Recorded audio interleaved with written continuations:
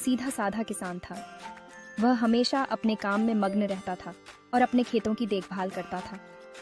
वह हमारे गांव में रहता था। गांव के लोग उसे बहुत पसंद करते थे क्योंकि वह बहुत ही मिलनसार और मददगार था। लोग उसे भोला भालू भी कहते थे। यह नाम उसे उसके भोलेपन और मासूमियत के कारण मिला था। भोलू बहुत मेहनती था, लेकिन थोड़ा भोला था।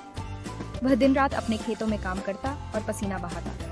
भोलू के पास एक छोटा सा खेत था। वह अपने खेत में सब्जियां उगाता था और उन्हें बाजार में बेचता था। उसमें वह सब्जियां उगाता था। उसकी सब्जियां ताजगी और स्वाद के लिए मशहूर थीं। एक दिन भोलू ने सोचा, काश मेरे पास एक गाय होती। गाय से मुझे दूध मिलता और मैं उसे बेचकर अच्छा पैसा कमा सकता।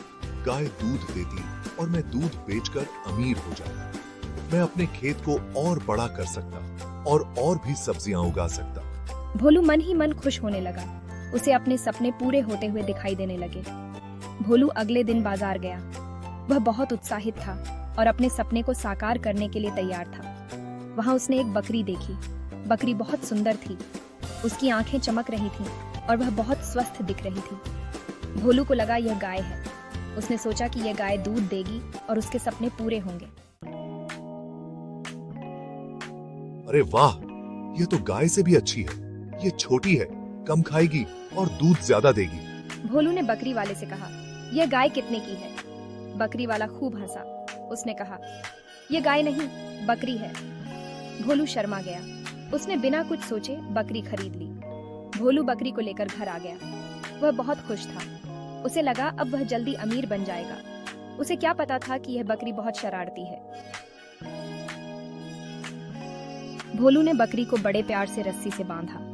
उसने बकरी के लिए हरी हरी घास डाली। भोलू सोच रहा था कि यह बकरी कितना दूध देगी। तभी बकरी ने रस्सी तोड़ दी। भोलू कुछ समझ पाता इससे पहले ही बकरी भागी और सीधे उसके खेत में घुस गई। बकरी ने भोलू की सारी सब्जियां खा लीं। भोलू बहुत दुखी हुआ। उसने बकरी को खेत से बाहर निकाला और उसे डांटा। भोलू ने सोचा, यह बकरी तो बहुत नुकसान कर रही है। उसे समझ नहीं आ रहा था कि क्या करे। ये बकरी तो बहुत नुकसान कर रही है, क्या करूं? अगले दिन भोलू बकरी को लेकर गांव के बाहर गया। वहां बच्चे खेल रहे थे। बच्चे बकरी को देखकर बहुत खुश हुए। देखो देखो, बकरी आई है। बकरी बच्चों के साथ खेलने लगी। वह उछलती कूदती भाग रही थी।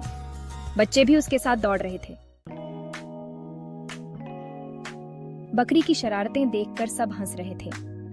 धीरे धीरे वहां बहुत से लोग इकट्ठा हो गए। सब बकरी की हरकतें देखकर लौटपोट हो रहे थे। बकरी की हरकतें इतनी मजेदार थीं कि लोग अपनी हंसी रोक नहीं पा रहे थे।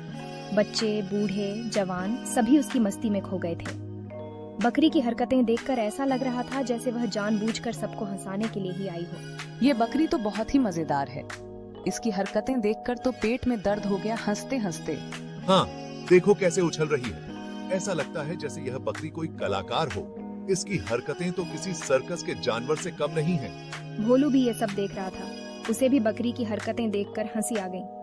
उसने सोचा, ये बकरी दूध तो नहीं देती लेकिन सबको हंसाती है। भोलू को बकरी की हरकतें इतनी पसंद आईं कि उसने सोचा, क्यों न इस बकरी को गांव के मनोरंजन का हिस्सा बना लिया जाए। यह बकरी दूध तो नहीं देती, लेकिन सबको हंसाती है। इसकी हरकतें देखकर तो दिन बन जाता है। भोलू को एक उपाय सूझा। उसने सोचा, क्यों न मैं इस बकरी का इस्तेमाल मनोरंजन के लिए करूं। अगर यह बकरी गांव वालों को हंसा सकती है तो इसे और भी बेहतर तरीके से इस्तेमाल किया जा सकता है। भोलू ने मन ही मन योजना बनाई कि वह इस बकरी को गांव के मेलों और उत्सवों में ले जाएगा। क्यों न मैं इस बकरी का इस्तेमाल मनोरंजन के लिए करूं?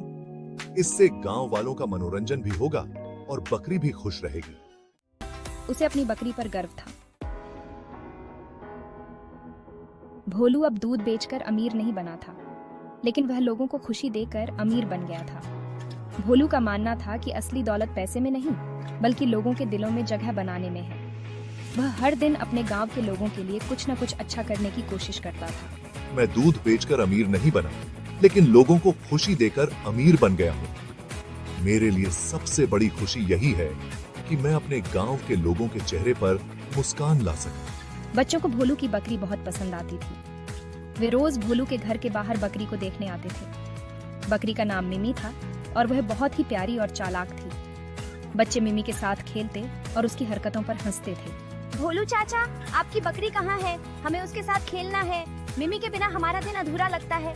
भोलू और उसकी चालाक बकरी अब गांव की शान बन गए थे। गांव के हर त्योहार और उत्सव में मिमी की खास जगह होती थी। लोग भोलू और मिमी को देखकर खुश होते थे। मिमी, खुश होकर। मिमी की आवाज सुनकर सबके चेहरे पर मुस्कान आ जाती थी और इस तरह भोलू और उसकी चालाक बकरी ने सबके दिलों में अपनी जगह बना ली। भोलू का मानना था कि असली खुशी दूसरों को खुश करने में है और यही सोच उसे और मिमी को गांव का हीरो बना देती थी।